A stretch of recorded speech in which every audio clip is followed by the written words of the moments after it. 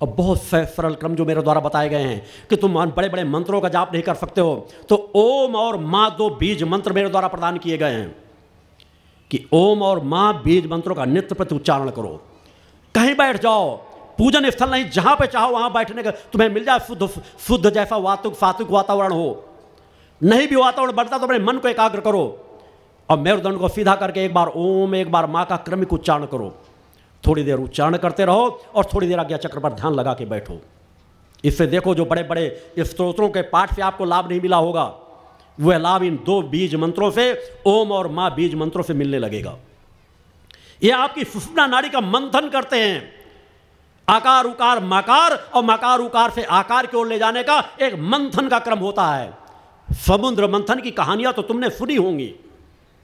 एक बार अपने शरीर का मंथन करके देखो। जो जो रत्नों को तुमने बाहर पढ़ा है वह सब रत्न तुम्हारे शरीर के अंदर से निकलते नजर आएंगे। इसके अंदर विष भी भरा है, इसके अंदर अमृत भी भरा है। अतः अपने अंदर के अमृत तत्व को निकालो। सब कुछ संभव है।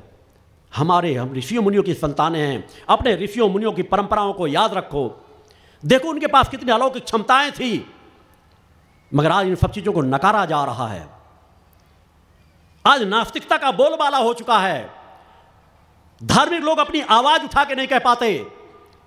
चैनलों पर देखो एक से एक नास्तिक व्यक्ति आकर के बैठे जाएंगे, हम धर्म को नहीं मानते, हम देवी देवताओं को नहीं मानते, इसलिए उन्हें वैसा कोई मिला नहीं।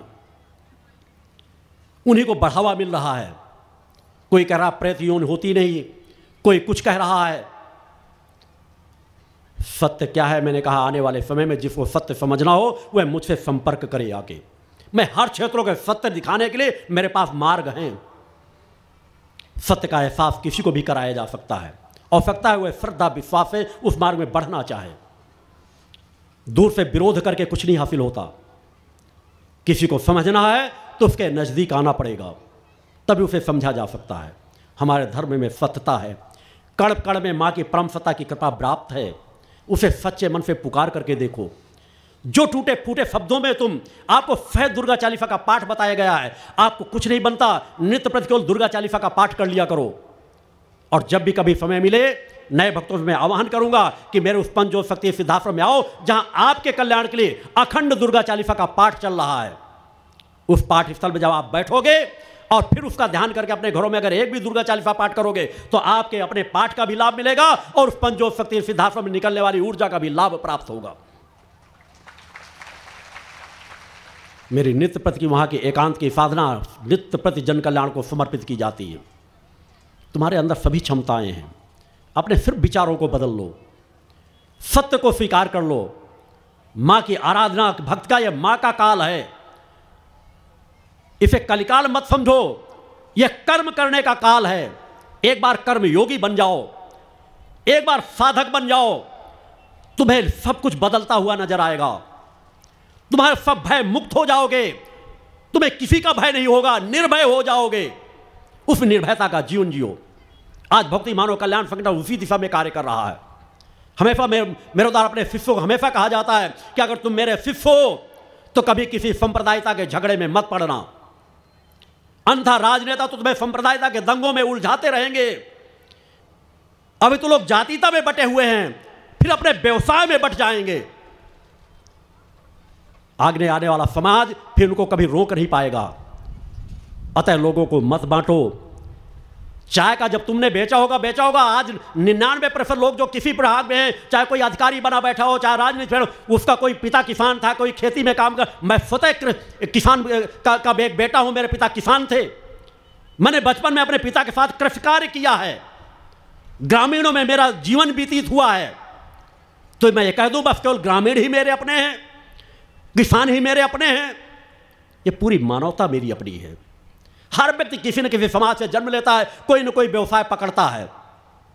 अतः व्यवसायों के आधार पर मत लोगों को बांटो। तुम्हारे अंदर क्षमता है तो अपनी क्षमताओं को बताओ।